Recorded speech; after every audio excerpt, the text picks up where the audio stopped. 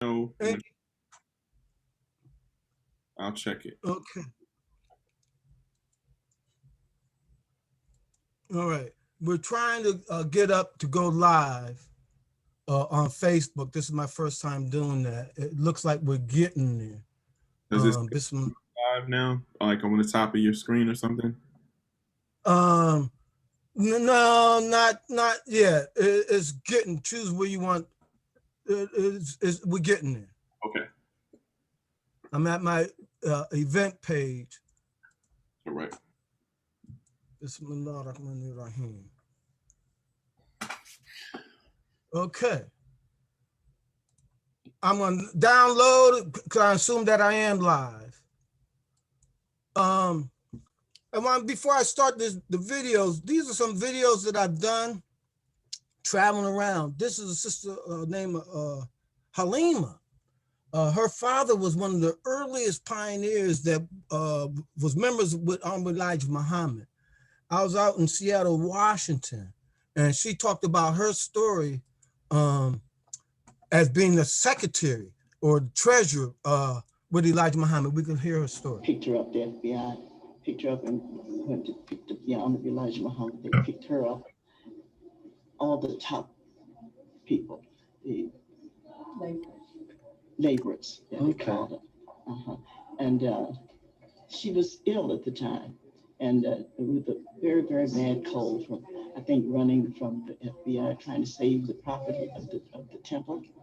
And they put her in the outside hospital, portable buildings, because she had TB. And she had gone into the extreme, and she died a few days later after they picked her up. She wasn't there very long before she died. She was in a very bad condition. And she was a beautiful secretary. I did some of her work when she died. I took over her books. Oh, okay. And on her and her labor, really. And I saw how good a bookkeeper and secretary she really was. And if I can get it together there, I think she had one son, but I never saw the child. But her sisters took the son and raised him, I imagine, after she died. But they wouldn't let us have her body. They wanted to bury her. So we didn't fight over it, but we didn't know too much about anything really at that time, about even how Muslims do anything. We were very young. And Sister Dorothy was captain of the sisters, and her husband, brother Johnny, was the captain over the brothers. He was, I think you call him captain over the brothers. And they had two children when they came into the religion, but later they had two more children. If I knew you was here, sister, I'd have brought my exhibits from D.C. to show the early Muslims of D.C. So you could see some of them and give us some understanding. Because I remember when Elijah Muhammad went to jail, they brought Sultan down from Sultan came down, Milwaukee. Right, and he stayed there for a couple of years, I think, or more. Until the Imam Elijah Muhammad got out of jail. Right. And he stayed there, and because that's really was in the Washington D.C. area. Yeah, it was in Georgetown, mostly where he was. Okay. We were in Georgetown at the time. And then I read a book, Carter G. Woodson, when the temple was on 9th Street. And I saw Carter G. Woodson right across the street. Right, he lived right across the street. He had a bookstore, and he was just moving in and getting the book straight. He was standing out there one day in the sun, and I was coming out of the little, used to be a beauty shop. We had made it into a temple. And I looked at him, and I knew who he was. He didn't know me because I was just an ordinary person, but I'd gone to school there. And he used to speak to the auditorium. And I knew him because I knew he was important, but I was not a good person for that. Right, and I just kept going, thinking he may call me, he might, being older, would do that, but he didn't. He just stared at me. And as I kept going, we Yeah, There's an article in Brother Benjamin's book. They talk about the early history of yes. Muslim in Washington, D.C. In Brother Benjamin's book? Yes, he has a newspaper article where Carter G. Woodson wrote that he used to watch the Muslims going to the temple service across the street. Oh, yes. And also there was a woman named Madam C. Walker? No. She's a soprano singer. She's a singer. Lillian Evante. Okay. I went to school with her son. I knew, that didn't know them personally. She married a lawyer, I believe, and her son became a lawyer. But she's a singer.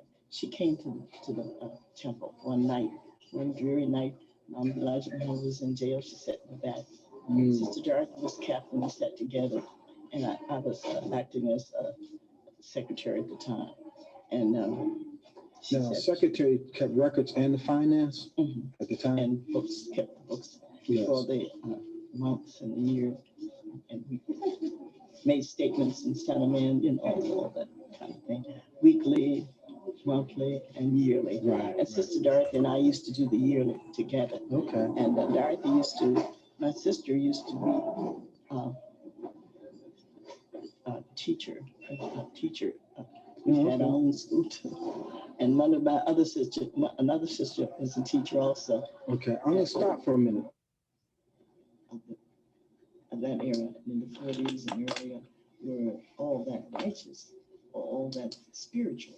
It was more that they were more against what the white man was doing to black people. Because when I came in, my idea was the uplift of the black man from what I heard the teaching was about. And meeting this man who was bold enough to say what I had in my heart, and that's what made me come in. And I wanted something done, didn't know what we would be up against. We were blind, really truly blind about what we were into. And the words were given just struck a thing in our hearts because we knew that it was true. And so I wanted to see what the end was going to be, and I wanted to be with it. That's why I was in there.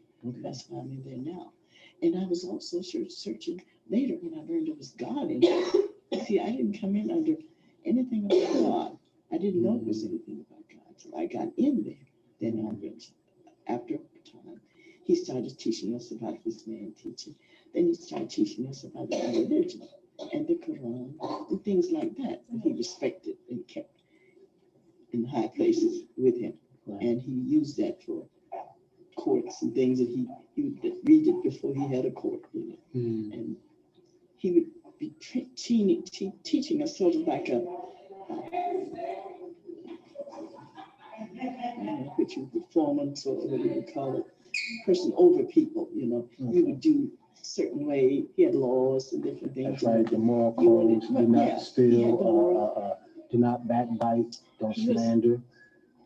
Yes, he would have those things that you couldn't do, You couldn't, if you did it, you'd get punished for it. It wasn't a thing that would wait. If it was, he'd tackle it right there, That's right. So that kept us straight to, I guess, because we just came out of the streets. Most of us came out of the street. And I met them as I was the singer at the time, and I would be singing. And that's how I got the word, flyers. Oh, okay. And I was going to one of the church meetings? No, rehearsal. It wasn't about churches at all. It was a man who was having a big show with the Lincoln Theater there. And he wanted people who had talent. And I heard about it from a foreman whose name was, what's his name? He's dead now. He used to be over foreman. He was Dorothy's brother-in-law who married her sister, Verena's husband. That's who he was. Verena's husband.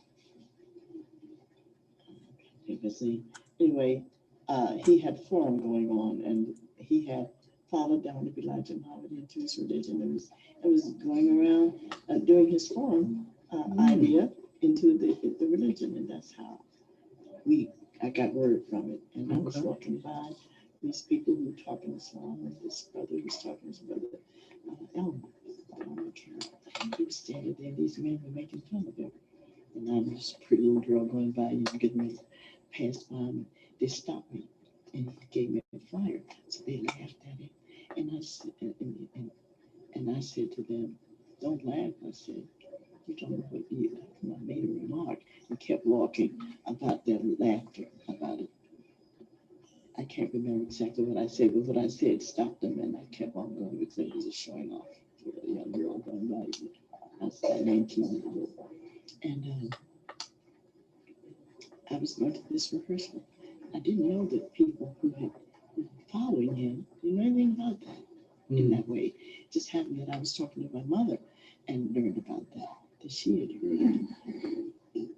She and my sister and my father heard about this man, and I got this flyer and was very interested in it. And I was telling her about it. She said, "Oh, I've been knowing it." That upset me that they knew and didn't tell me. That they probably thought I'd go to hell. The windows go down. So I said, I got a paper upstairs. I said, I've been saving, trying to get somebody to take me to hear it. So she said, I'll take it. So she took me. I let them know that's what I wanted to do, but I was getting out there in the streets. I had a bad marriage, and I was grieving over it, and I also was not being perfect. This is her sister. No, I'm sorry. Your name, sister? Sister Rashida. The year you was born? 1924. Alhamdulillah. And the year you joined the Nation of Islam? I can't remember the exact year. I could if I sat down and figured it out, but right off the top of my head, I don't remember. But your mother? It was when the war broke out in when did Pearl Harbor? 1941. Right in the 40s. It must have been. It was in the 40s. I don't remember what year. Okay, mid 40s.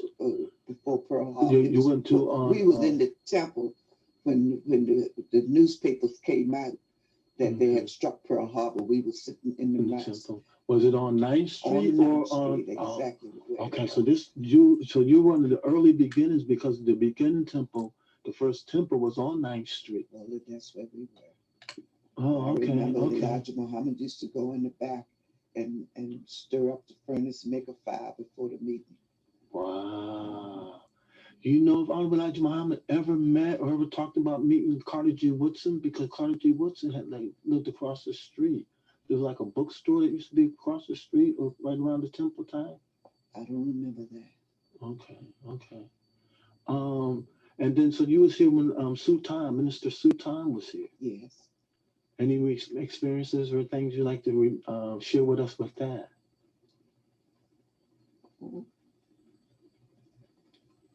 They used to, the brothers used to, I call the FOI, used to march him in when he walked down to the podium to speak. Okay. Back in those days, we had a lot of dinners in our home after the service where we would talk over Islam, bring in new members.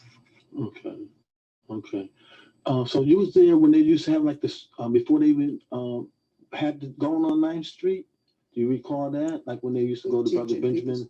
Yeah, Brother Benjamin Homes, and a couple of churches on L Street. And then they had like a storefront on R Street early on in Northwest. You remember any of those? I heard about it.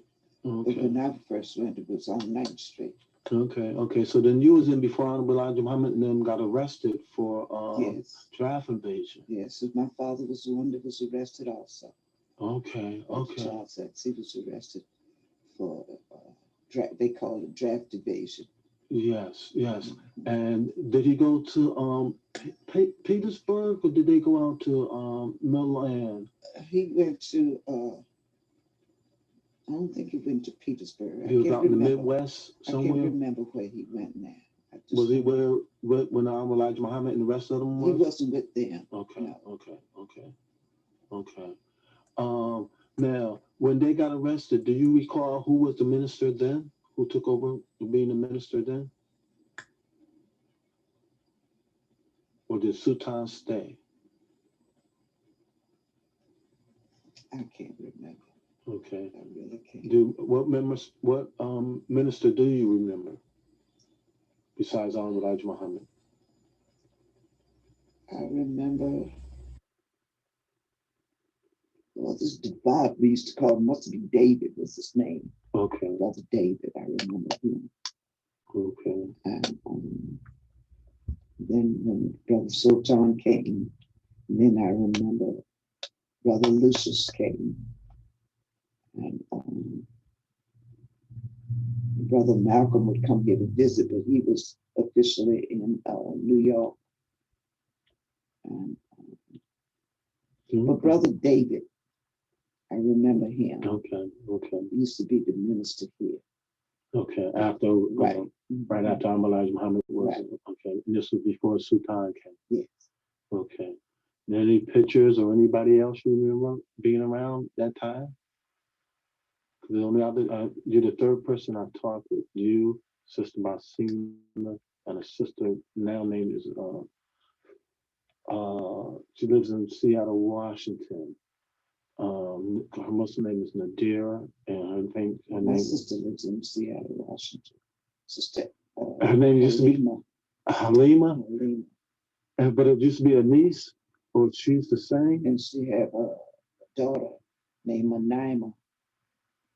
She used to be the secretary after when they got arrested. Sister Halima was the secretary.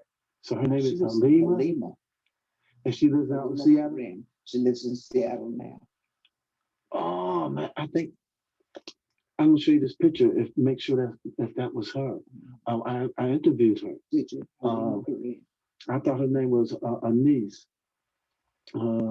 She said she was when Elijah Muhammad got arrested. Sister Dorothy got arrested.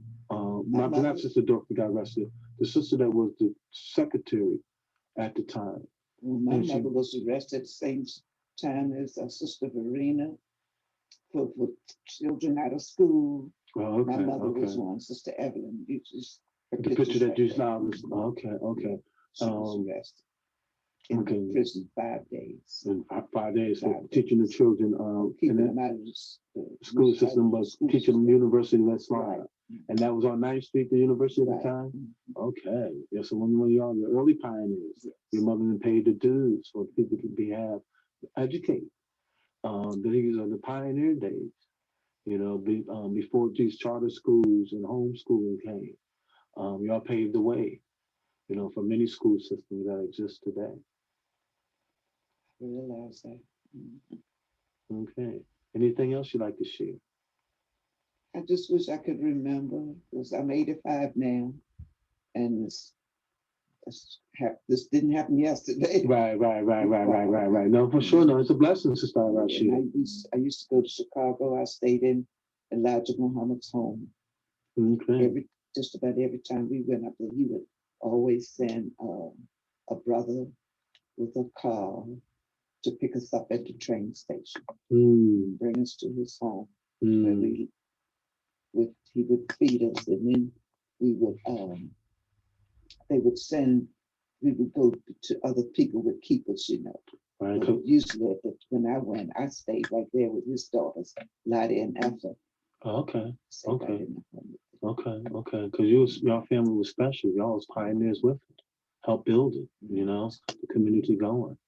Wow, I feel blessed. You know, thank you for allowing me into your home. You and your husband, Brother Paul. All right, thank you. Assalamu alaikum. Secretary here in Washington, D.C. in area. That's right. And she met up with Elijah Muhammad on the train. They made friendship on the train. Oh, okay. And then she had a baby. She had a baby, like an unmarried mother with a baby. And guess what? They took rooming at my grandmother's house. Wow. She was a roomer at my grandmother's house. Wow. Her name, my grandmother, was Bertha Muse. She never became a Muslim. Okay. My grandmother never. Where was it? What was that house? She lived on 10th Street, Northwest. Okay. Now, do you remember the captain at that time? Was her name Sister Dorothy? Yes, of the Muslim women, was Sister Dorothy was our first captain. Sister Okay. Dorothy. Um, Her husband, brother Johnny was when he passed, he was brother Yaya. I think that was his name. that's the one that lived on his older name. And he lived on Staple Street. He lived in the house on Staple Street in Washington, D.C. Yes. Okay, so it was his wife that was the first captain, Sister Dorothy. and then Sister Carrie after her. Sister Carrie. I don't know what it was. I don't know what Sister Carrie captain. She might have been. Okay, okay. She was very active, I know. So Sister Dorothy, brother Yaya. Yes. So Yaya was a captain twice or sometime? One time and then sat down and became a captain again, or just that one time, the first time? You don't know? Okay.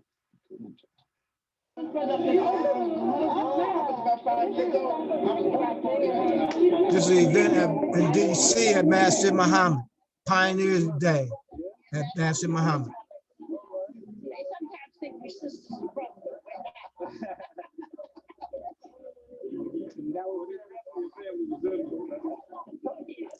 And this is the first time this man seen his picture in 40 years.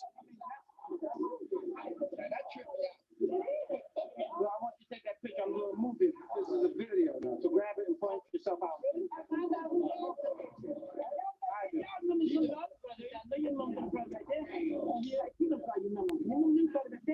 Yeah, those are the brothers I came in here.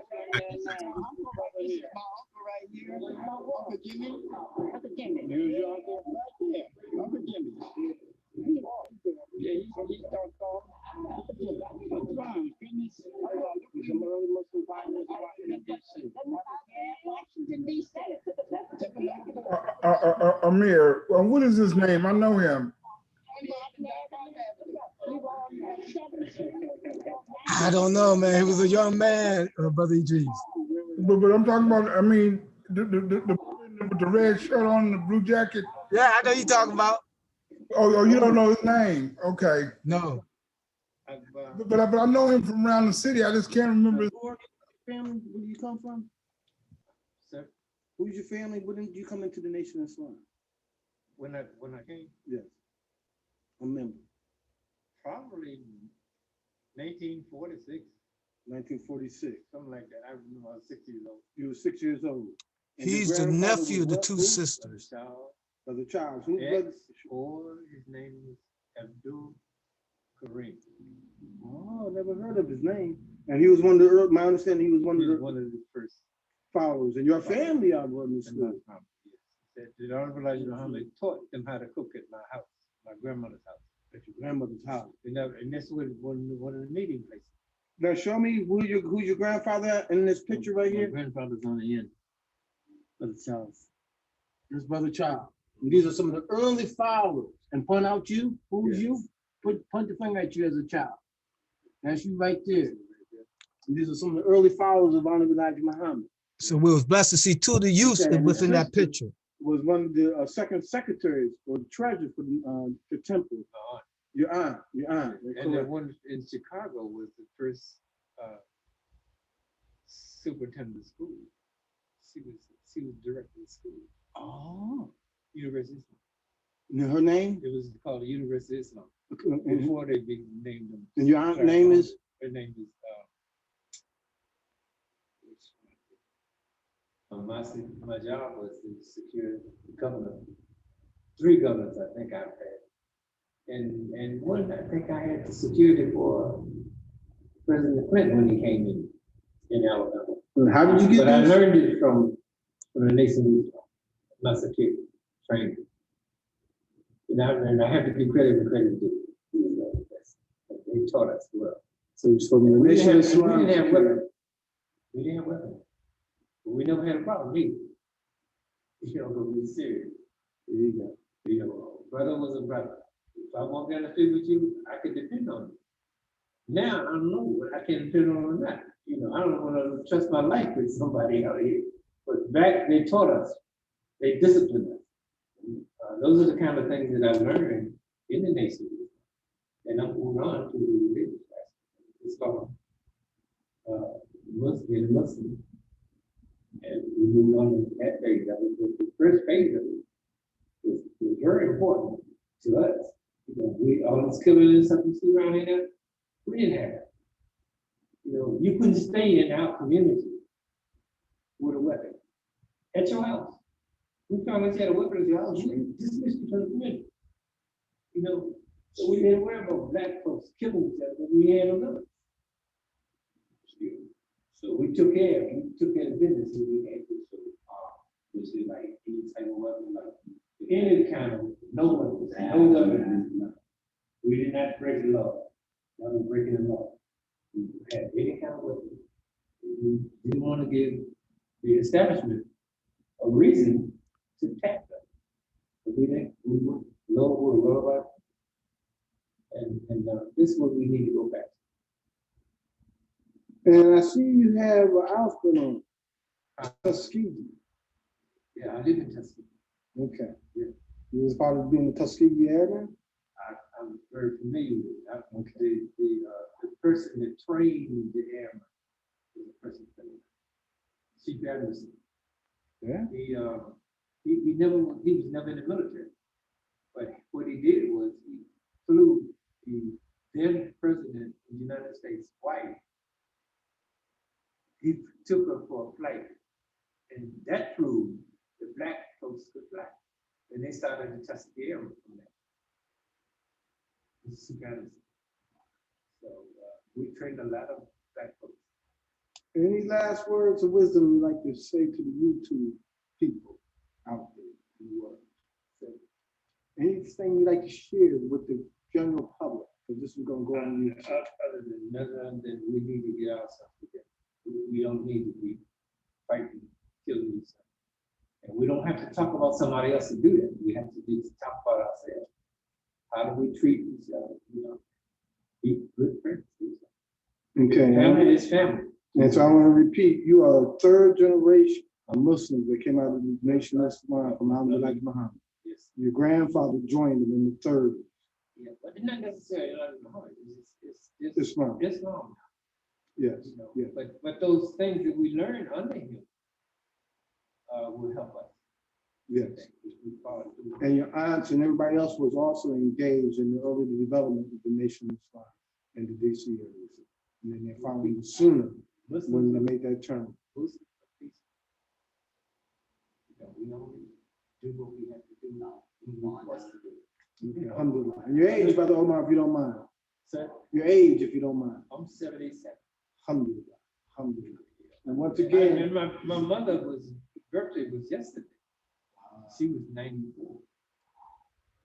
The sister in Chicago that she talked about. Okay. 97. Rashida, I think, is 90. She might be 92 or 93. When I came in on the idea for the Christmas. Then protocol. This is an event with all the pioneers.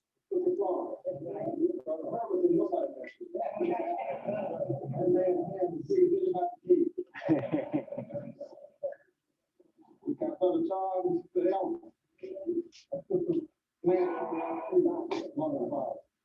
Then we had John Crowell. James Elliott, who was my father-in-law, and Sister Mamie. Then we had Brother Jacob and Sister Zelda. The elder and Sister Karen.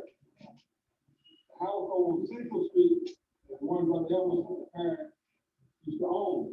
I would like to order from them, move them to Phoenix. We just have to Phoenix. I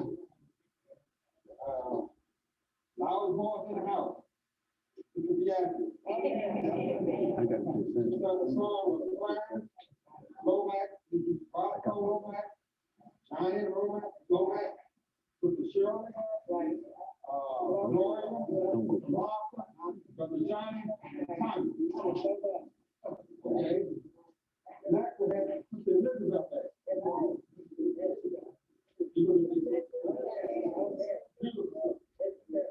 Then we came to get Brother Clinton. Brother Clinton, the father of Brother Muhammad. Married to Ryan Muhammad. We had Brother Long. Your name, my brother? And when did you come into the community? 1948, 1948. In Baltimore area? Baltimore, Maryland. Who was the first brother to help find Baltimore? I didn't hear Who was that. the first brother to help find Baltimore? Brother, his name is Brother Charles Leakins. You know his brother Charles Rashid there? Yeah, Charles Rashid. That was 1945? 1945. And when? He started it, the first temple in 1945. Do you know how many times Elijah Muhammad came to Baltimore during that period of time? I remember 3 times. 3 times. Anything special you like to express? Or you can remember with him? No, nothing special. Have you ever helped start? And when did y'all get your temple number? We got our temple number in 1952. Okay, all right. How many members was there at that time? You remember? Approximately 20. Okay. And where was y'all at, the first temple? First temple was on the corner of Enza and Monument Street in East Baltimore. And what was the second one? The second one was Pennsylvania Avenue and Green Willow Street. And who was the first minister? The first minister was Brother James Shabazz. Oh, the son of thunder. The son of thunder. Helped establish this. Yeah. Out of Washington, Washington, D.C. He was in Washington, D.C. And then after him was After him was Isaiah Kareem. How long did son of thunder stay?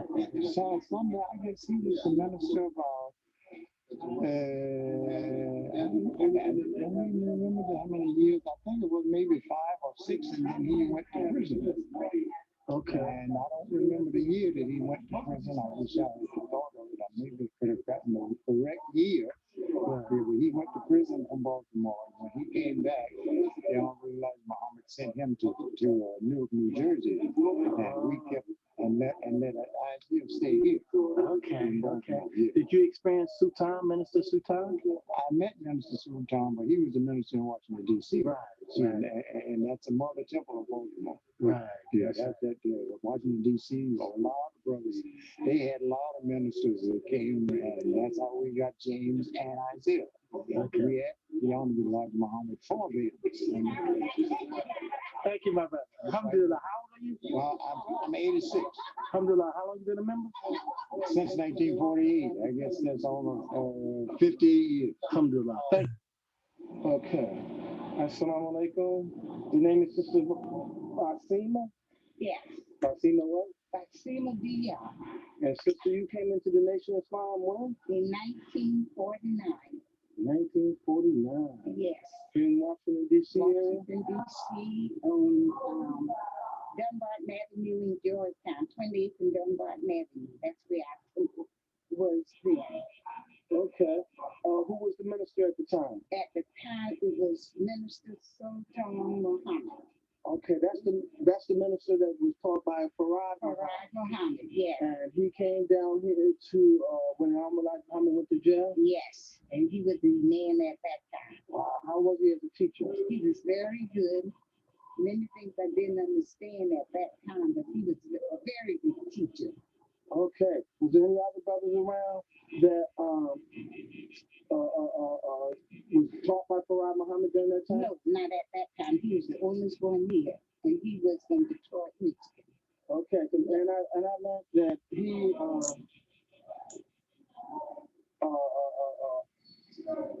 taught a lot of brothers like Isaiah Kareem, Jake, Brother Jake McPhail, and a lot of the old brothers, they have passed. Yeah, the son of thunder, I understand, came out of this temple. Yes, Sheikh, Baba, Sharif, Brother Elmore. There's a lot of old brothers, but they all have passed on. Right. Yes. And even a brother named Wally, I believe, who did Yes. the blackboard. Yes. He's the one that drew up the blackboard. Brother Wali Muhammad.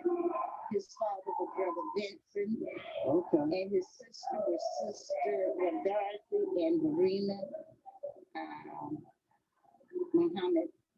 Yeah. How was it like being in the nation now? Well, it was hard. But if you understood dresses, and people used to laugh at us, and call us gypsies, and poke fun of us. But we were proud because we had a teacher that was teaching us how to dress and how to be more ladies. And we were proud of our long dresses.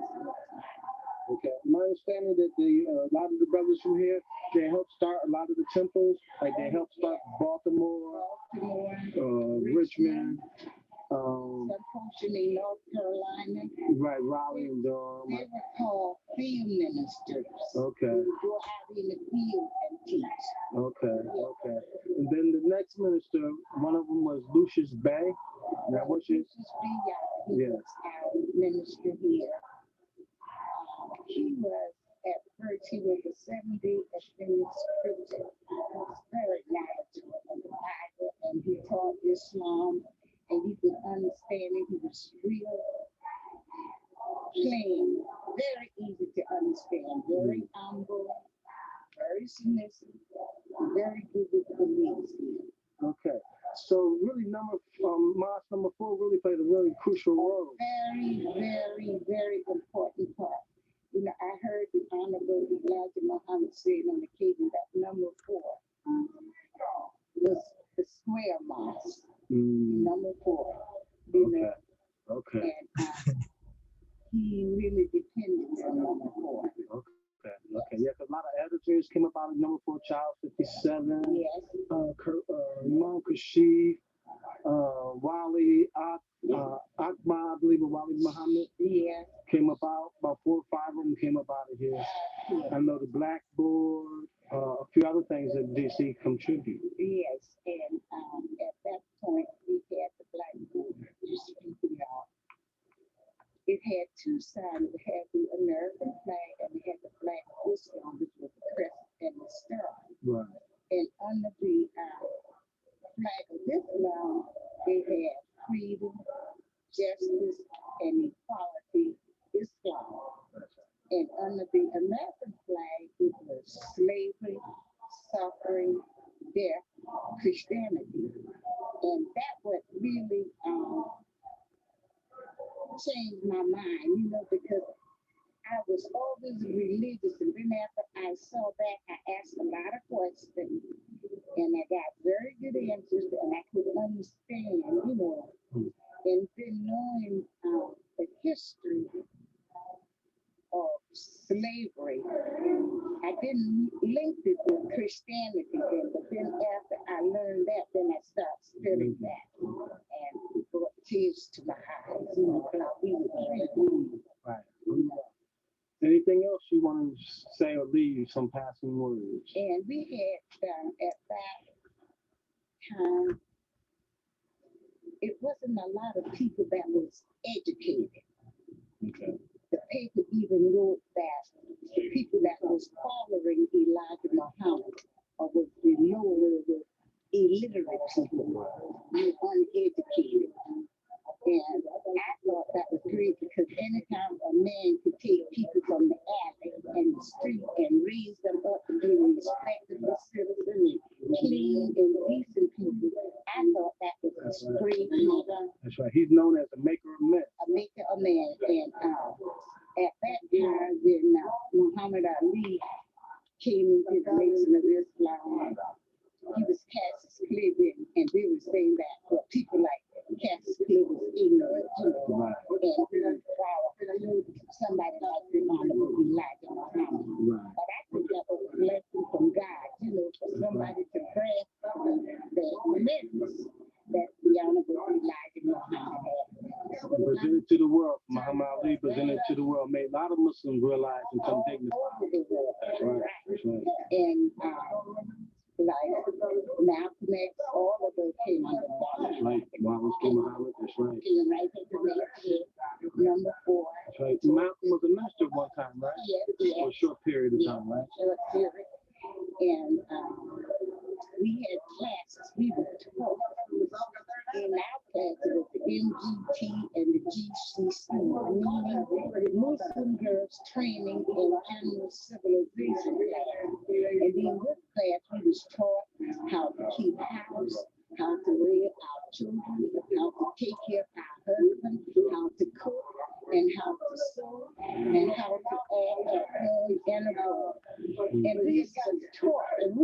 put these into practice. You know, we didn't have children. I mean, we took time with our children. We had classes. We taught them.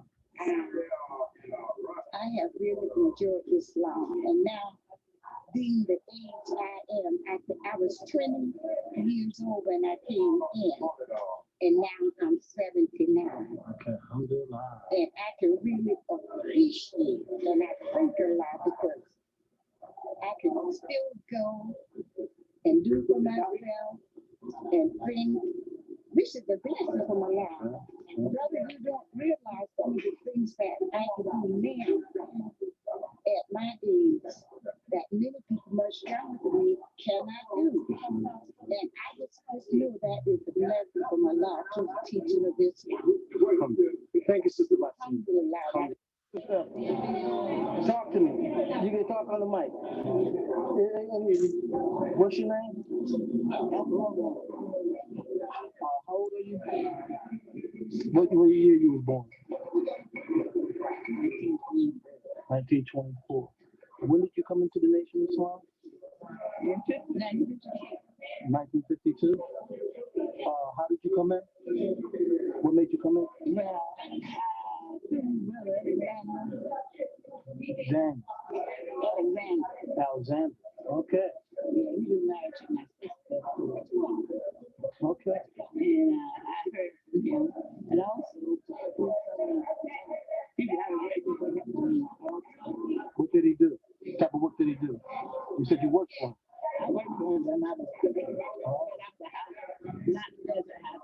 I didn't. I didn't. Okay, domestic work. My parents used to do domestic work. Okay, okay. Talking about that, then I heard that you also used to cook for Amir Muhammad. Is that true? Okay. Now, I had asked you before earlier that they said that you used to cook for the Amir Muhammad and Claire Muhammad. Yes. Yeah, when and where?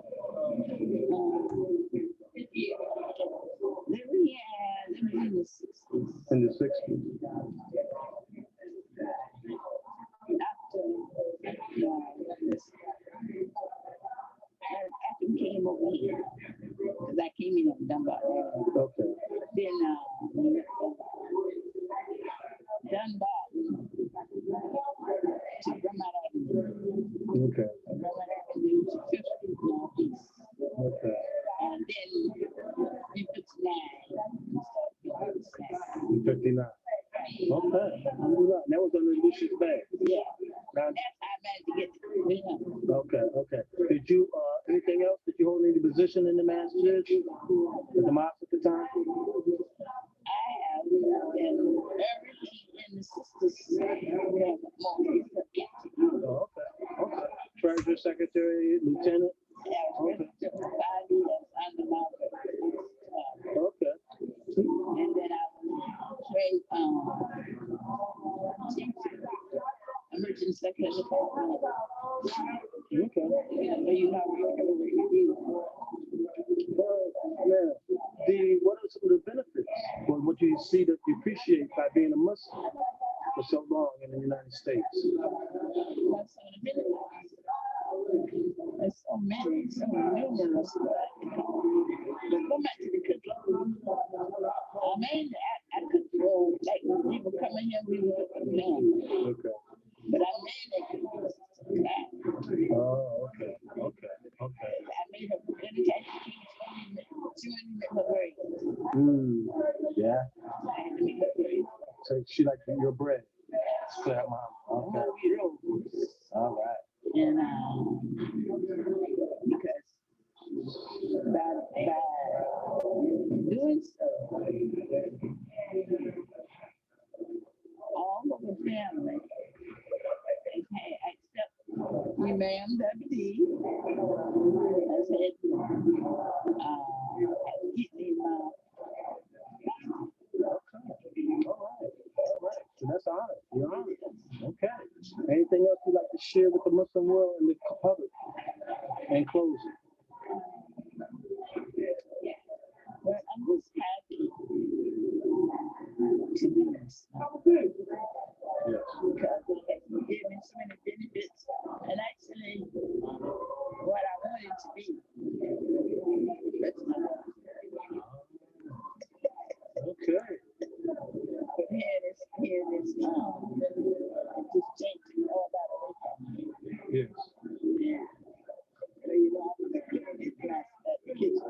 Now, what social work or social activities did the sisters do to look out for each other?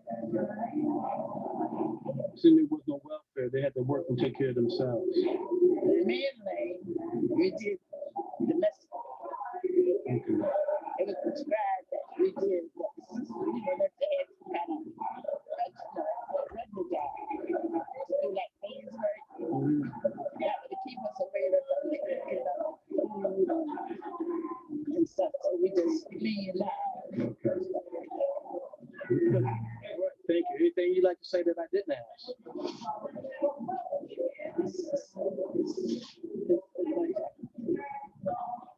Oh yeah, I have another. I've brought some vests to Mother Marie. Okay, that's on AIH Museum. Yes. I met her the first time I went to Chicago. Okay. That's a blessing. Thank you, Sister Esther Oma. Okay. Yo, now what Like, when did you come in? I came in this Assalamu alaikum. Your name? Magic, Soleil, And how old are you? 74, And when did you come into the nation, Islam? 1957. 57. Wow. How was that experience? Brother, it was a beautiful experience. So much so, Allah blessed me to be here today. And it fitted me like a suit. Because what I was doing out there, brother, is unbelievable. But all praise be to Allah. Allah bless me. Now, I know it had to be real hard at those times, as far as being a Muslim in the United States. And a lot of people didn't know Islam or understand what Muslims was and that experience. And then I also understood that y'all in here, Washington, D.C. helped start a lot of the temples around the country. That's right, brother. We did, because that was mostly our assignment. And Muhammad Speak came in and played a great role too. And I was fortunate to be here when this masjid was built from the ground up. We used to stand posts. Assalamu alaikum. What's your name, my sister? Labiba Salam. When did you come into the Nation of Islam? I came in summer, I think it was around Easter, in 1956. 1956. All right. The year you was born? I was born April 29. 1929. Alhamdulillah. Yeah. And how was your experience joining the Nation of Islam at that time? Well, at that time, my husband had been there for quite a few years, and I came in after him. He brought me in, really. It took me quite a while for me to get myself situated that I was interested in believing what I heard. So I checked it out, and I made one visit, and I decided that I might want to go back for another visit. And the third visit really got me, and I was very interested in hearing, because we couldn't hear so much because they had the drawback meeting. I could go in the meeting and find out what was going on.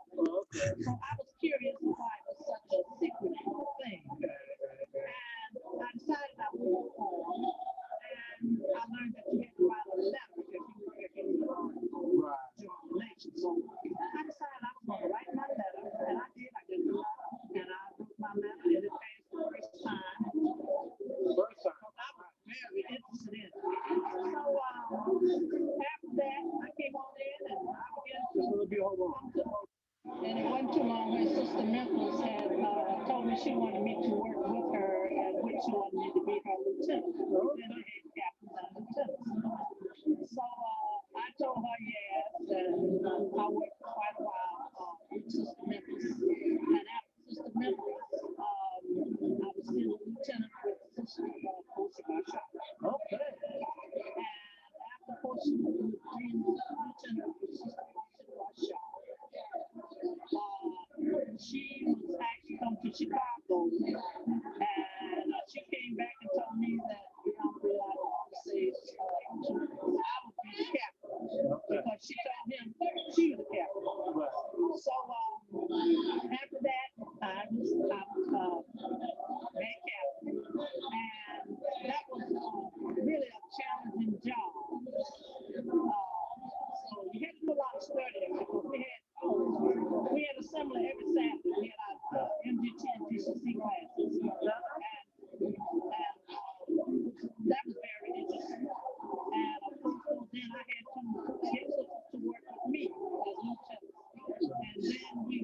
to split up into groups, and we had with certain ages of groups. And so we was divided that way, and each group had a leader. So that made it easier for me. And so I was captain until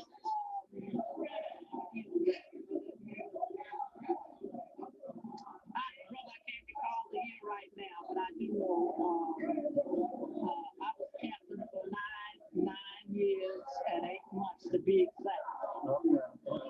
And after that, I did have I did check for a while, and we had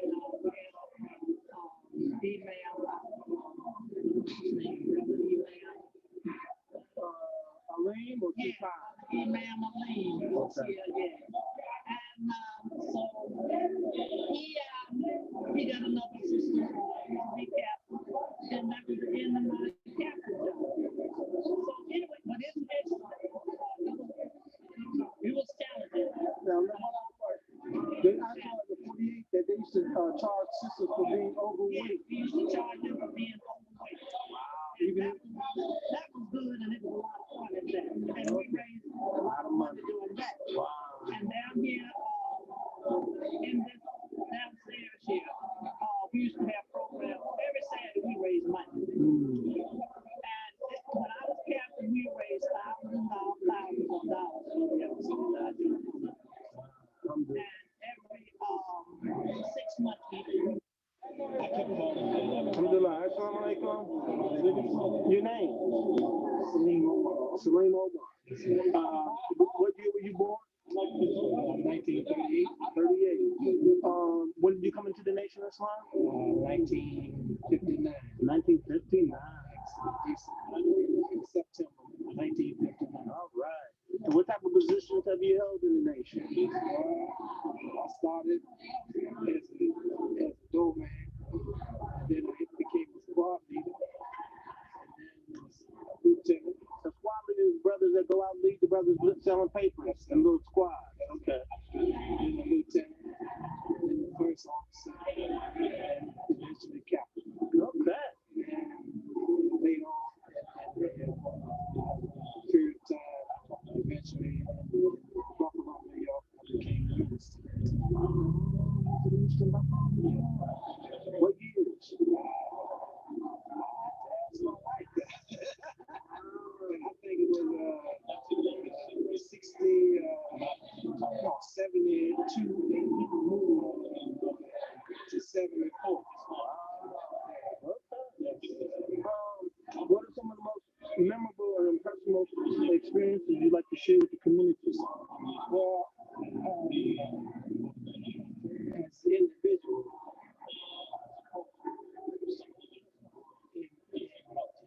coming in my development, I was a young man just out of the army, and I came in and had the opportunity to help. And my first experience with young Masjid Muhammad. He called me on the telephone. The secretary came downstairs and told me that the messenger of Allah wanted to talk with me. And so that was a great experience because at that time, I believe he was a messenger of Allah. Yeah. Alhamdulillah. Yeah, for real family. Yeah. What was the call about in reference to? What did he want from you? The call was in reference to some business in the Masjid. We were talking at that time. And it was to, he wasn't happy set because I was just 23 years old. And he was telling me that he wanted to convey to me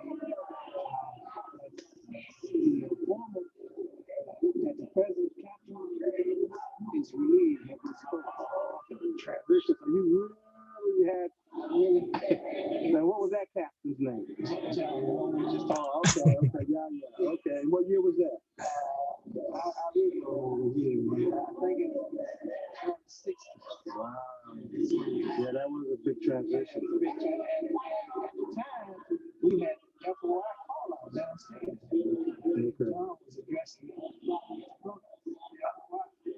And I got this message on the telephone. Well, were you second lieutenant, first lieutenant? So now Muhammad told me that I would be in charge of everything, and that he would get back to me and let me know some details. But after that moment, I was stunned. I can imagine. And I had to go downstairs. That y'all know that he was dismissed? Yes, but now, Allah bless me, you understand, in doing it, because I think back on it today. I let him finish talking to the brothers and dismiss us and focus on. And then afterwards, I told him in the office. Okay. Yeah, that was humbling. Yeah. So that was the first I say great learning experience. It's recording. Go back. Yeah, that was the first great experience that I had that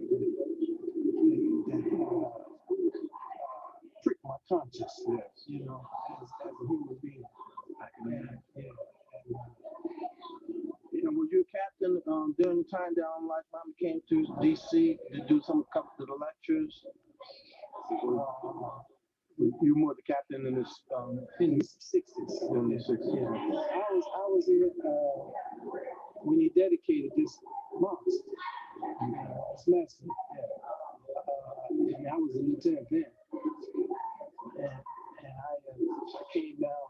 So then that means this in this picture here is Captain Yaya. You as the first lieutenant? No, that's me as captain. Yes, you as the captain. Yeah. Okay. I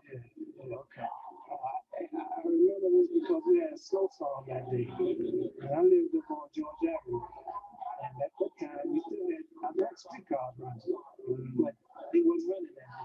So I walked all the way down. I was supposed to be here at a certain time. And by walking, I got here late. And when I got here, I came in at the door, and the captain told me to stay on the door and close the door and don't let nobody else in. And Amir Muhammad was praying. Prayed for about an hour. To dedicate the mosque at that time. And for being tardy, I had to stay at the masjid, and I didn't get to go to the house. Which was my prior assignment. Okay, on Staples Street House? Yeah, on Staples Street. Okay. So it was all a good learning experience. Okay. Now this Staples Street House, they bought that for who? 1122. They bought it from Brother Jake and his wife. No, Brother Elmer. Brother Elmer and Sister Karen. Okay. Yeah, they bought it from them. Okay. Any other comments or thoughts you'd like to share with us before closing? It was a great experience, and I'm thankful to have come through at the time, and at the same time to experience the transition with Amir Muhammad. Yes. And my greatest experience with him was taking it back to Chicago after 9/11. I said after that, I said, now I know how the Sahabas felt in the presence of the Prophet. You know what I'm saying? She cried. Thank you. Assalamu alaikum. Amir Muhammad, one time you didn't have you found students, including my children when you was gone, and our students could tell how many students did it to our students. I was a teacher there, and they want to have a reunion like we did before over there.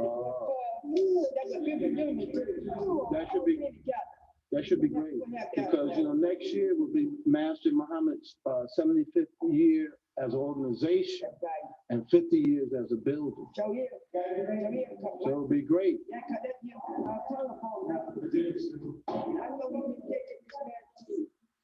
It really would be great. Now, what type of programs or things do the sisters do to help and work with the sisters, network with the sisters? You know, like when they be poor and need, what type of social services or network that the sisters worked with back those days? We had so many different things. We had MDT, GTC, and we had land government, security. We had just everything in the name. And I had been I had been everything here.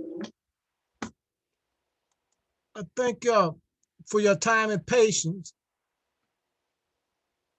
I am going to now talk about, show within a PowerPoint, the early component of Masjid Muhammad. Once I get my web page done.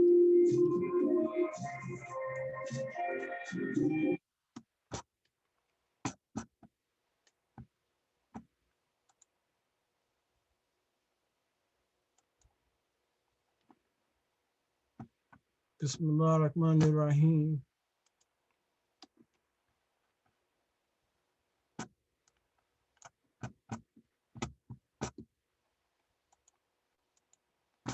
So now I'm going to show the history of Masjid Muhammad in documents and some of the photos. As you heard some of the people talk about, Masjid Muhammad is the only building, the first building built from the ground up by Honorable Elijah Muhammad and the early followers during that day. It is the only one, and it's still standing, and it made that transition into becoming the masjid itself. And it has plans for future development. As you heard, masjid was stated as number 1, number 4 within the system of the Nation of Islam. Masjid Muhammad, as I stated earlier, the only one that built from the ground up. Elijah Muhammad made hijrah to Washington, D.C., or went on the run in the early 30s and started establishing different temples up and down the East Coast from Masjid Muhammad. So many masjids, as you heard the brother earlier state, that Baltimore, Richmond, other places around the country was established from early ministers or field ministers from Masjid Muhammad. As well as Masjid Muhammad was one of the early leaders into bringing about interfaith work amongst the Jewish community and the Christian community, as well as Masjid Muhammad is the first masjid to establish MAVA, or Muslim American Veterans Association. And many members of Masjid Muhammad is first. There's a historical marker on 9th Street, as you heard from the sisters earlier, talking about the early masjid or mosque temple on 9th Street. There's a historical marker across the street, Malcolm X, Elijah Muhammad, having the first temple there. We said earlier, this is one of the newspaper articles where Carter G. Woodson used to look out his window on 9th Street, watch, he called us Mohammedans, but watching them going into the temple at that time. And this is the blackboard, which was really developed and designed by one of the brothers here in Washington, D.C. These are some of the early photographs of Honorable Elijah Muhammad. This is Brother Benjamin, one of the early followers of Honorable Elijah Muhammad, and his wife, Sister Clara. Brother Benjamin, Honorable Elijah Muhammad stayed at his house often. This is Minister Sultan Muhammad, who Milwaukee is named after. Matter of fact, Honorable Elijah Muhammad's grandchildren and great-grandchildren still have that name, Sultan Muhammad. The airplane pilot, the Imam, was named after Sultan Muhammad. Isaiah Kareem was a very popular minister of Honorable Elijah Muhammad and Imam, well as James Shabazz. This is Wali Muhammad, who developed, came up out of DC. He married Honorable Elijah Muhammad's, one of Honorable Elijah Muhammad's daughter, and he designed the blackboard. We heard the comment about Sister Agnes, Halima. This here is when Honorable Elijah Muhammad got arrested in the DC area. These are some of the names of the people that was arrested for that draft evasion. I do want to stop right here. It says Charles Newberry, also known as Father Divine Hassan, you see. Here you heard the sister Blanche or Rashida talk about ministers David, also known as David Jones, and then she really said Devon. So she must have been talking about David Devon. These are the 3 early ministers of the Washington, D.C. area that was identified. This is a banner that we was able to get out of Brother Benjamin's collection. This here is a early Quran that Honorable Elijah Muhammad gave Brother Benjamin when he first came here in the 30s. These are some of the early followers. This is a photograph of Isaiah Kareem. Brother Charles, we heard from his two daughters and his grandson. This is Brother Elmore, where they spoke a lot about. This is the young man that was the older brother with his mother. This is Imam Sultan. This is the other brother, Omar. This is Brother James Shabazz, son of Thun, Brother Jake, Brother Benjamin, and then Brother Jake, and some of the other pioneer brothers of the DC area. These are some of the pioneer sisters of the DC area. When she said how the sisters used to meet at the houses after the meetings, you see the different clothing, how they dress at that time. This was before the uniforms came in. These are early Washington, DC pioneers, Muslim sisters.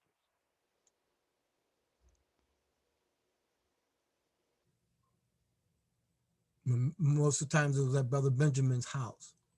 These are some of the brothers. You can see the tables and everything is basically the same. You see some of the same brothers. You still recognize Brother Charles, the little boys, young men. There's a Brother Yaqub that's also is in here.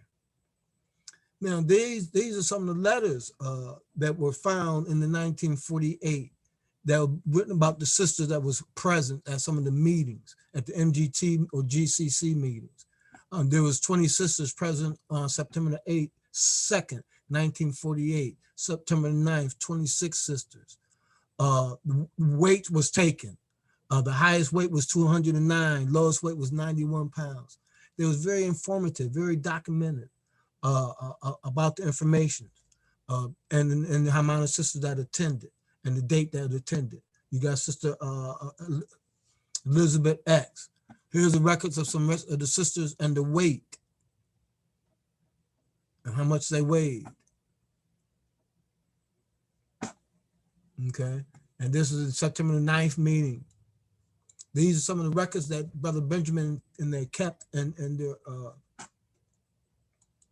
their house, in the collection. You see some of the names, Sister Shirley X, Sister Felix X. And then all these are the first sisters with the names. So if there's somebody that came after, then it would be Sister 1X or 2X, 3X. These are sisters that are, new. This is a photograph of Brother Charles. We saw him at an older age. This is Sister Evelyn, the mother. And they said that Elijah Muhammad used to cook at their house. This is one of the daughters, Halima. This is another daughter, Sister Blanche. We heard their stories. One was in 1941 when they was in the temple when they bombed Pearl Harbor. And Elijah Muhammad told them to relax, calm down. This sister took over the secretary position after Elijah Muhammad got arrested in the DC area. We heard Sister Basima share her stories. These are some fathers and sons, the generations still within Master Muhammad. Fathers and daughters, mothers and sons. This is that older brother saw himself as a young man 40 years later when they came out to one of the pioneers meetings. This is another pioneer sister that came on in the early 40s, along with the Sheikh, the brother, and Sister Wadida. Sister Laura, she has a history not only in DC, but Baltimore, as well as in New Jersey, Atlantic City, New Jersey. Here, Minister Lucius B.I.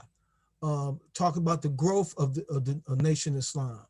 And when he came in, and he shared that he was the brother that when Malcolm got out of the prison and came visit Honorable Elijah Muhammad in his house, he opened the door in his house. Here, he talks about the different places with the Masjid Muhammad, they have different meetings. One was over at Undertaker's shop on 12th Street, 12th and R Street, Northwest. There's an 8th and R Street, the red building is still there.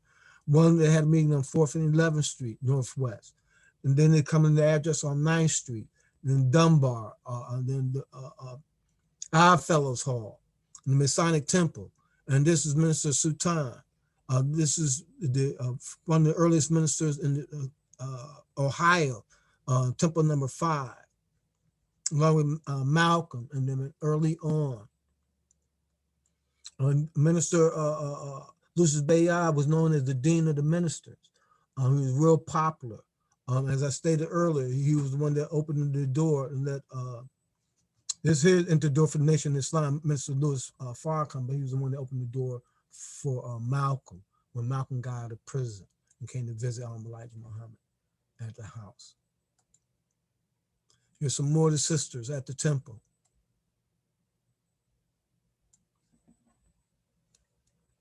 This is brother at the temple number 4, and Raymond Sharif came down to give him an award.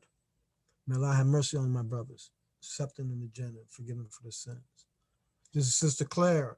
Then these are some of the pioneers out the 60s and 70s. Some of them was going on, this is today, February the 26th. Many Muslims in the Nation of Islam, we was going on a convention then, which we call Savior's Day, going in Chicago. This is Malcolm. Malcolm became American hero. They put up a postage stamp. He had a strong relationship with Imam Worthy Muhammad. Imam Worthy Muhammad is one that helped him to better understand pure Islam. We put Malcolm in this because Malcolm was a minister temporarily here in the DC area. You had the minister Lonnie Shabazz, who was a mathematician and won many awards and certificates for his scholarship in math. There's some of your other pioneer sisters. Sister Laura Widad. This is what Sister Laura, and really in Atlantic City, we got this photograph. And there's more pioneers going into Chicago. These are photographs that was donated to us from some of the, a brother that, may Allah have mercy on him, that passed away. But this is an airplane trip on a lot of the DC members going to Chicago on the trip.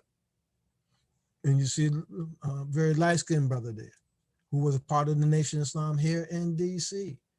You have Brother Benjamin, who was a minister in Richmond, Virginia for a minute. This is my understanding, this is Brother Hamza.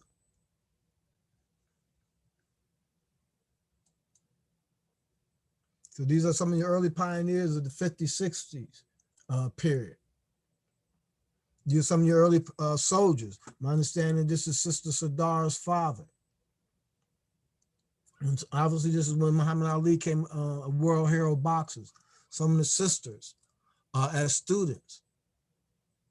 At the time it was called University of Islam. You can tell by the cars, the years.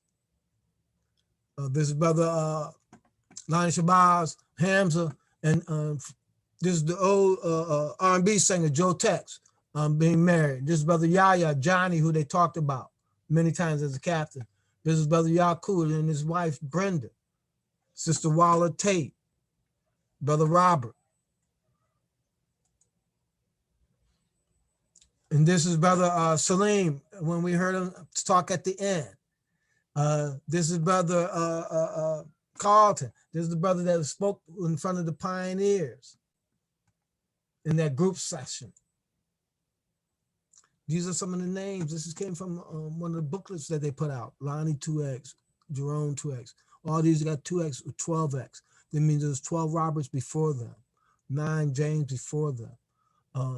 But you see many of them are just Frank, John. You know, these are, Quentin. These are some of your early beginners, early followers.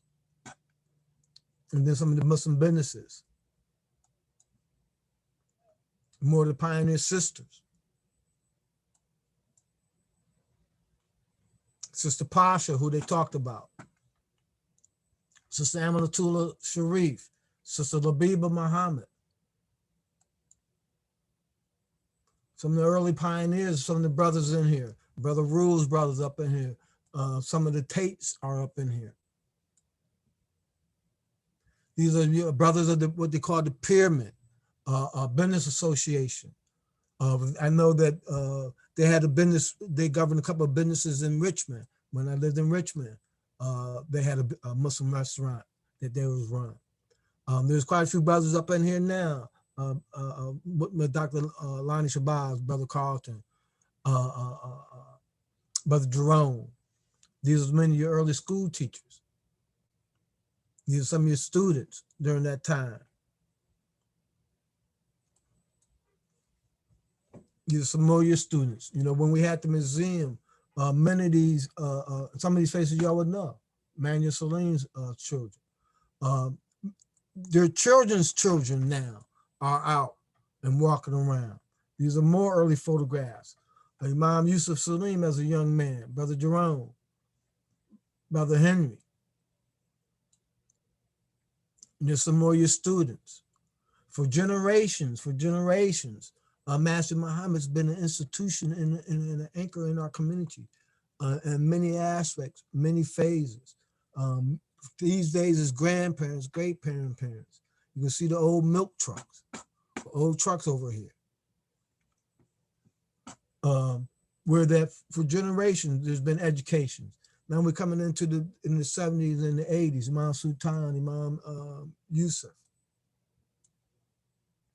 This is the first paper in the transition that was put out when the passing of AIH Muhammad. This is one of the papers that I can remember selling, Money, Good Homes, Friendships, and All Walks of Life. And really that existed for us today. You know, then we came out with Balalian News, removal of all racial image of divine, New World Patriotism. You know, really, the community, before Ronald Reagan came, we pushed patriotism. 76, 77, we pushed patriotism, New World Patriotism Day. We pushed that and we tried to institute that. There's so many things that the community did that we was ahead of our time. You know, a lot of times people say that they would say, where was that in civil rights? We didn't fight for civil rights. We fought for human rights. We fought for freedom, justice, and equality. And we moved the community towards the guidance of following the Quran. You know, this here is an article. I remember him and Imam saying it one time. When Imam took over his leadership, you know, they wanted to divide it up into three, you know, amongst the three brothers, you know, which would probably cause more problems than what we've seen that we had today under there. But if you go back and look at it, the growth that the community saw under the leadership of Imam Muhammad, from the first 5 years, there was like 104% growth in masjids and temples. I believe there's like 287 temples. Here you got it right here in 75. Well, I'll go 76 even. You know, you had 83 temples. But we want to go back for a minute. You know, these are the years before Malcolm. You know, it was 26 temples. After the assassination of Malcolm, you saw a 58% increase in 66. Then a 7% increase in 67. So there's some still growth, maybe slow growth, but some still growth. And some of this growth, we got to give respect to Minister Louis Farrakhan, who was the national spokesman under this leadership, under this growth period. Mine came in 75, we'll go to 76. There was 83 temples. Then it moved from 76 to 77, almost doubled, a 79% increase. 78, look at the astronomical growth and the development within that 5 years, from 83 to 165 temples. We don't see these things because we were in the midst of those growling of things. But Imam Muhammad had a very strong and rich influence.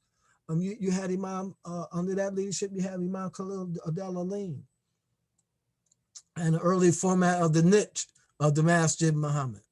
Another famous personality in our community that we don't know. This is Sister Ibrahim Mukman and Carolyn Mukman. We know her Sister Carolyn Mukman, but this is her. She worked in the White House. This is in 1969. You know, Carolyn Jones, they know her as, or Mara Ahmed. This is her story. She was one of the first to work in the White House.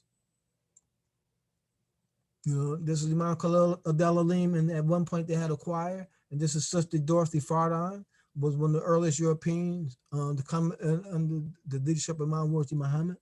This is Imam Khalil Adel-Alim, along with some of the people. Brother Albert is still there in administrative function. That still go on. But these are some of the transitions in the 80s. Let's see, Brother Lee, Brother Salah Khan, quite a few members. There's some more pioneer sisters in the early 70s. This was, or in the mid 70s, 80s. You tell by the way the dress on it. Imam Del Alim again. And some of the early other brothers. Ajad. You know, there's some of the sisters, some of the pioneer sisters at different events. These are members that made up Masjid Muhammad at different times and different points. Energy, involvement, engagement. These are many of the personalities. Sister Walla Tate. Many personalities we may know today. Salih Khan as a young man. Dahoud. Imam Kamari, may Allah have mercy on him. Gentlemen, that's from the paradise. This brother I met in Bermuda. His sister Nafisa and her young boys. Champ Cookies. Imam Talib. You know, you can see the smiles, the energy. Brother, and y'all may not know who this is. It's Brother Benjamin. Brother Kawi, the treasurer.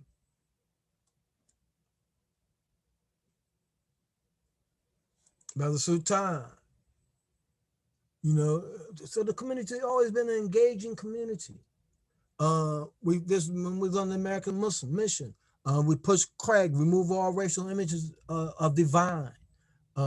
We also had a petition, wanted to meet the Pope. This is one thing we might have forgot. Remember, there was a petition to try to get the years ahead of time to try to have the audience with the Imam and the Pope.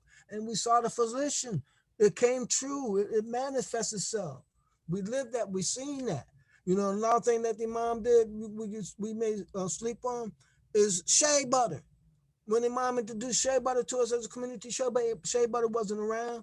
Now shea butter is in everything. Shea butter is in everything. We got to learn to corner our market. We got to learn the value. It's bean pie, bean soup. I'm telling you, and this is the Imam Talib today, Sharif, as a young man.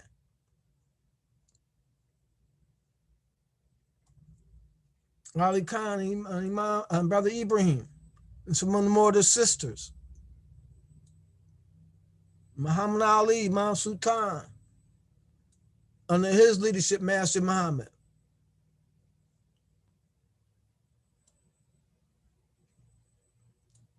So as the brother said earlier, he said Masjid Muhammad is the mother of many communities that we see diverse.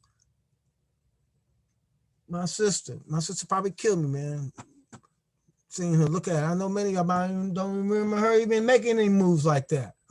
MashaAllah. Boy Scouts, always engaged with scouting, always engaged in different aspects. On Imam Warji Muhammad, Imam Yusuf Salim. And under his leadership, Imam Salim was a police commissioner. There was police officers, police chiefs. Political, they always reached out at iftars, at the White House, at the State Department. This is when they named the street Islamic Way. One of the open house days at Masjid Muhammad, the Pioneer Day, where a lot of the videos came from. And the Pioneer's early truck. And some of the brothers, may Allah bless them, some are gone, some are, Ya Allah, Ya Allah, some are around, some are gone. May Allah have mercy on us. Some more of the pioneers, some more of the believers moved away, traveled away. But at one point, there's that energy, that life, that spirit. Brother Salim got black hair. And so these are some of your pioneers. I'm not going to go through no different names, but you see them, some of the faces.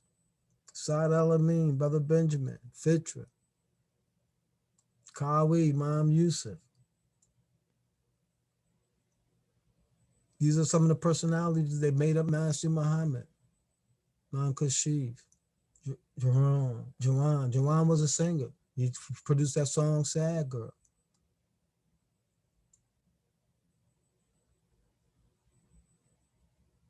These are some of the pioneers of Masjid Muhammad, the believers that made up that community, gave it its love, gave it its energy throughout the years. Years of sacrifice, Years of opening doors, selling the papers, selling the bean pies, encouraging people to come out to hear what we perceive to be the truth. These are the pioneers that forged the way that the doors are open for us today. That struggled, took the abuse, doors was knocked down, sped on, fought. These are the pioneers of yesterday, and some are going to be the pioneers of tomorrow. But this makes a Master Muhammad. These are many of the members, many of the faces, many of the souls, many of the spirits. Some we know, some are gone, some we lost. Some are still around today in different forms and different phases. One of the early judges. I've been blessed to be at the State Department, as many iftars, and at the first White House iftar. Musa. This brother Saint Khalil sang for the Unifics. Ajab. Man, so many. So many. Nasir. And everybody, you see, these look like your plumbers, your workers, huh? Your Boy Scouts, Muhammad, Rashid. Anybody know that's just what he looks like. That's just how he acts. He gives you that energy. Now here, I wanted to point, this is Minister Sultan, one of the earliest ministers of Elijah Muhammad. This is him. He's buried in Arlington Cemetery. This is his tombstone that has a crescent on it. His tombstone has a crescent on it. And he's a World War I vet. This is Masjid Muhammad, his tombstone. This is in Chronicle. So you see World War I, you know, to the Korean War. We've been on all phases of American history. These are different Muslim veterans from Master Muhammad and from without Master Muhammad's friends and associates. Imam Kashif, Ajab, Brother Muhammad, Brother Lee. Wow, Ya Allah. In the schools, Master Muhammad always had a school somewhere, somehow. This is the school coming visit us at the museum, had an exhibit at the Smithsonian, I believe in 2005. And then at Master Muhammad, some of your teachers and principals of Master Muhammad. Look at the love. Some of the sister teachers.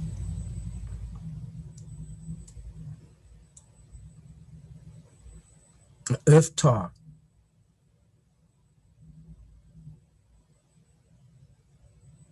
Master Muhammad has been part of the community over 75 years. You're different members, different believers. This is Sylvan Daouf that did the book Servants of Allah. Sister Ann.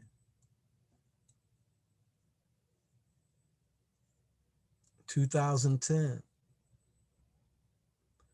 These are pioneers coming together, meeting Minister Lucius B.I.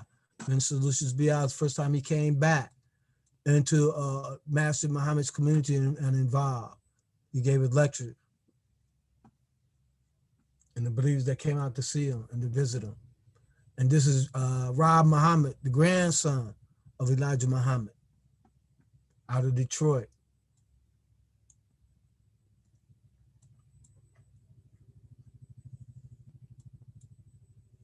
And this is Master Muhammad and their celebration of the 50th anniversary with the brothers from B-More and DC coming together and the interfaith work.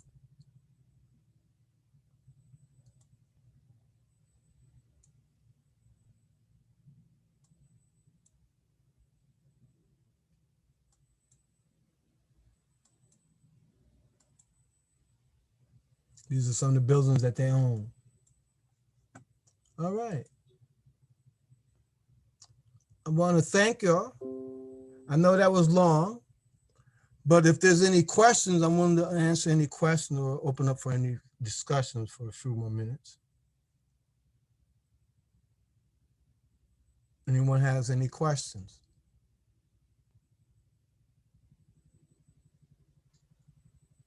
Yes, Steve. Could you talk about, like, I was interested how you described, like, the building itself of Masjid Muhammad was basically the first and only one that was like built specifically for the community. Could you talk about that, like how that came about and why that ended up being so unique among Nation of Islam temples? Because the Masjid Muhammad, Washington, D.C. was the first temple that Elijah Muhammad established himself. Temple number 1 in Detroit was Farad Muhammad. Temple number 2 in Chicago was Farad Muhammad, as well as temple number 3 in Milwaukee. All those was Farad Muhammad. But temple number 4 was under the leadership of Elijah Muhammad. And that when he got arrested in 42, he tells the FBI that he had 7 to 9 temples that he had established. None of them that I knew at the time had numbers, but he identified at least, if it's 7, at least 4 that he established. And if it was 9, it would have been those extra 7. So he saw that always as a special place. And I just heard the sister say, he talked about that the 4 corners, the 4 elements, the 4 signs.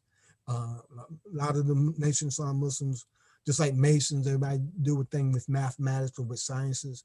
There's things that they build upon in science.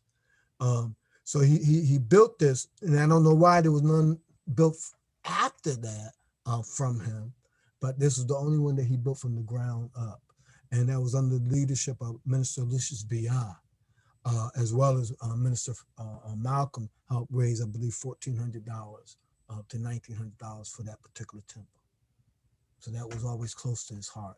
And then some of those early followers, those are the guys that he was on the run. Matter of fact, I was reading something that Sister Claire used to say that he was in the bush. So been hiding in the bush. So he was in the bush, and so DC was played something very affectionate to his heart. Thank you. You're welcome. Any more questions? Anybody else have any questions?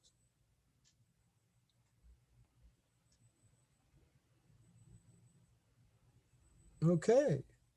We sure no questions? Well, may Allah reward us, guide us, grant us. Any more questions, Steve? I know you're a man of questions. I'm always made of questions that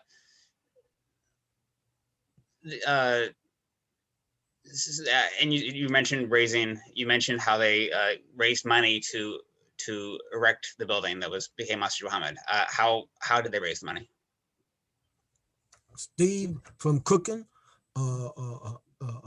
baking, donations, selling other items. I'm not sure of all the items, but I knew that the paper was around, the pies was around. They would make things and other events. And Master Muhammad always seemed to always had, they're not conventions, programs where they brought in vendors and activities. So there was always different aspects of raising funds as well as. And if I might add, very good. Assalamu alaikum. Yes, some people also did cash out refinances of their homes. Okay. This is Najma Alim. She's been around many communities and part of our community for a long time.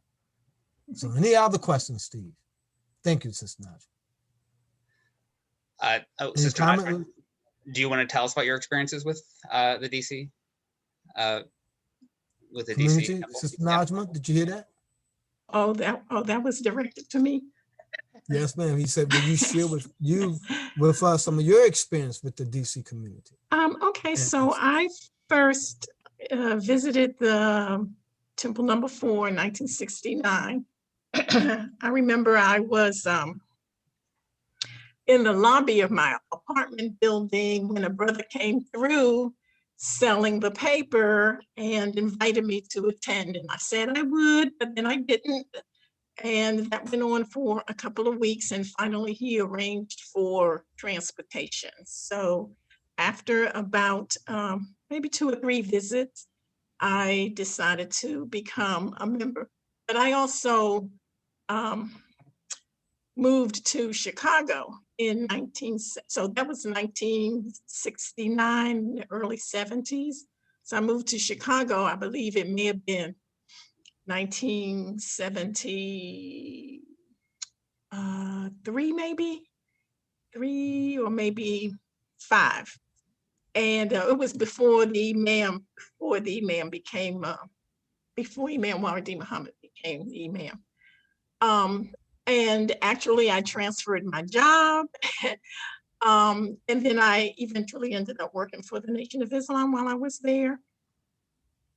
And then I eventually moved back to the DC area.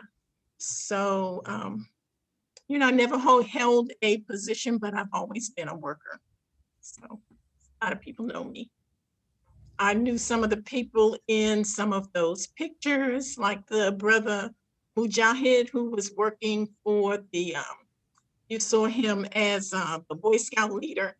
He also was a Korean POW, actually. So, yeah. So I think my experience is pretty uneventful. I mean, I was just involved with whatever was going on at the time. And what appealed to you about the nation? Like, what made you decide to join? Well, first of all, I liked their message about God. I liked, it seemed to speak to me based on where I was at the time, you know, so in the 60s, you know, it was heavy civil rights movement, and it seemed to speak to me in terms of elevating the Black community, giving us our self-worth, and it talked about do for self and being business. So it had a spiritual element as well as a, you know, just a humanitarian element for me.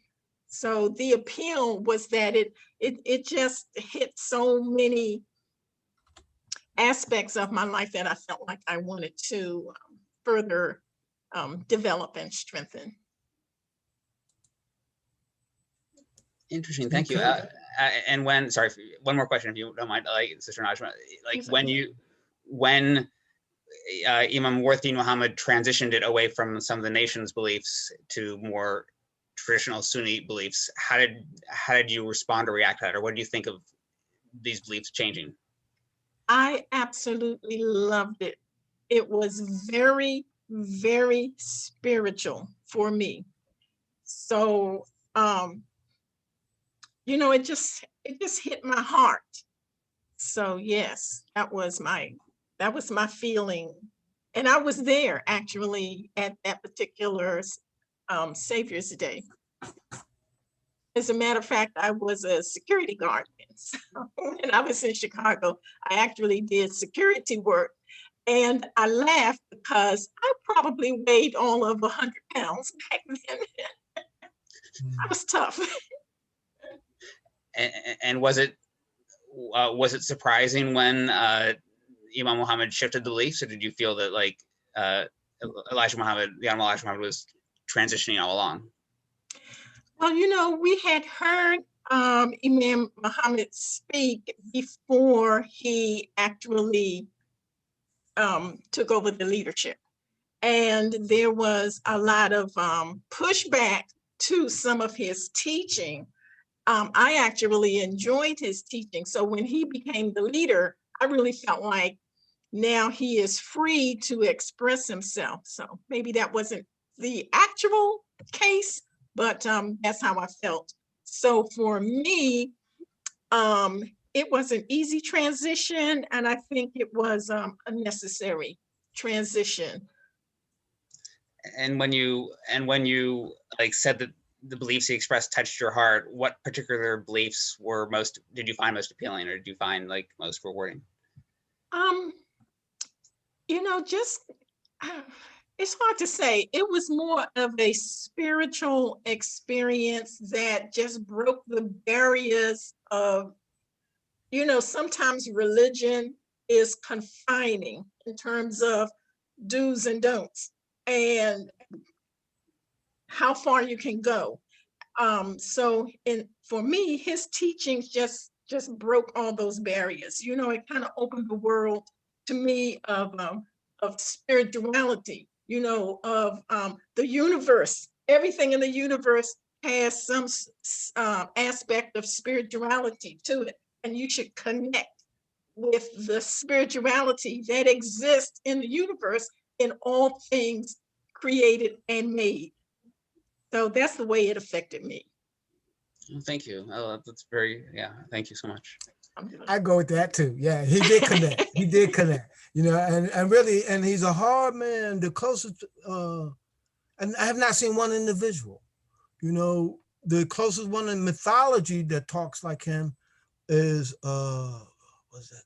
Joseph Campbell, that PBS story guy. He's the closest guy that I've heard talk, break down mythology like the Imam did. The closest one in metaphysics is Charles Fillmore, who did the book Mysteries of Genesis and the Bible, Metaphysical Bible Dictionary. This guy was blessed with enlightenment and humbleness, the Word of God. And so he used to talk, man, 8 hours, 10 hours. Absolutely. You know, and you don't see him. You just hearing and listening and you're just juiced up. I mean, it was like, oh my God. Woo, woo. That cup is running over. And it took us some while. And for some of us, we just digesting it now. We're just coming to maturity of it now. For some we still haven't got there yet.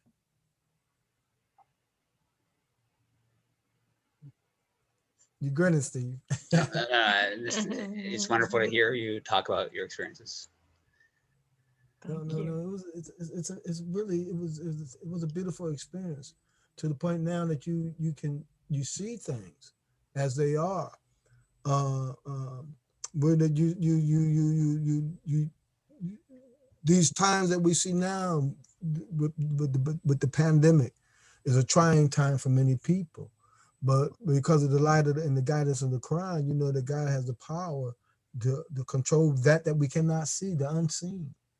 And the smallest of things, you know, we're reminded in the story of Solomon, the story of the gnat or that little insect biting at his staff, you know, and the big jinns and the big powers and leadership thought he was still a power they had till he fell.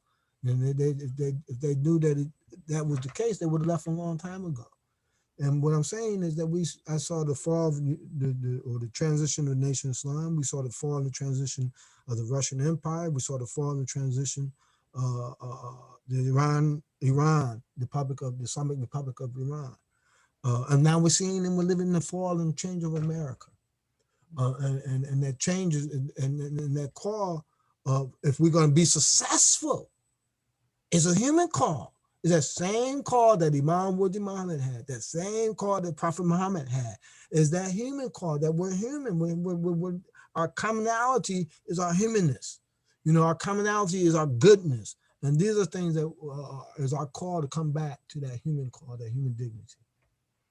Yes, and one of the other things that attracted me to the Nation of Islam was the family aspect. I mean, you know, we still refer to each other as sister and brother, but there, you know, you actually felt like this was your sister and your brother, although, you know, you had no blood relation with most of those people, but you really felt supported and protected. And actually, part of that story of me moving to Chicago was that I wanted to move to Chicago, but I didn't know anyone there. And I just asked, you know, no matter where you went, your brothers and sisters were there. So I just asked some local people, do you know anybody in Chicago that has an extra bedroom? And they said yes. And I called those people and went, and they accepted me as though they knew me. So, you know, I was able to stay there for a couple of months until I was able to move and get my own place. but everywhere I went, I felt like, you know, I'm home. And so that was a very warm and a welcoming feeling. And I loved that. And I still love it. Yeah, I agree. I totally identify. I grew up in a family of brothers, and I had 3 big brothers that protected me in the brotherhood, but they went on to college, went on marriage, went on about their business.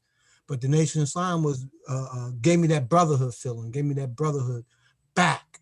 And it gave me, within that brotherhood, it fostered a religious consciousness, a religious spirit. As a matter of fact, it gave me a point that it's really my mantra today. And that was this prayer. Surely I turn myself to thee, O Allah, trying to be upright. To him who originated the heavens and the earth. I am not the polytheist. Surely my prayers, my sacrifice, my life, my death are all for thee, O Allah, the Lord of all the worlds. No associate is thee. This I am commanded. I am those who submit. Thou the king, there's no God but thee. And Muhammad, I say for and thy messenger. This is what we said and we taught every day, 5 times a day. And I was a young man. This took on a life within me, you know, and that's why the brother that worked and sold the paper, sold the fish, the sisters that worked and sold the community and engaged in the community. We believed in that spirit that our life and our death are all for Allah. Or as the Christians say, we believe in being Christian soldiers. I'm a Christian soldier. Or as the Israelis say that Jacob, Israel really means that person that battled within themselves and became a warrior for God. Is what it really means. So these are is the spirit that we strive for as human beings and as people. And God called us all to a race to what is good. He said there's no superiority over black or white, Arab or non-Arab. Okay, but only if there's going to be any superiority, it's going to be in your goodness, it's going to be in your righteousness. So he calls us all the goodness, calls us all the righteousness. Those that follow the good book. Right? That good Samaritan, we all have guidance. We just got to follow that guidance that was given. When we say confess ourselves to being believing, come true to that, follow that, and let that be your guiding post to guide your way through these dark times of people that are lying into us and want to be deceiving us and want to use us as consumers. They don't want us to think. They want you to consume. They need your dollar.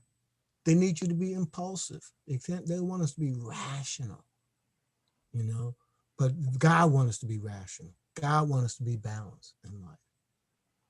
Okay. Anything that you'd like to say or share, Brother Steve, as we come to a close? Sister Najma. Thank you. Oh, you're speaking to me? No, nothing. Sister Habiba. All right. Well, I thank y'all for your time, your energy, and your durability, because we was also taught the race is not to the swift nor to the strong, but he that endures to the end. And we thank y'all for staying. Thank you. Good program. Wa alaikum assalam. All right. Assalamu alaikum. Wa alaikum assalam.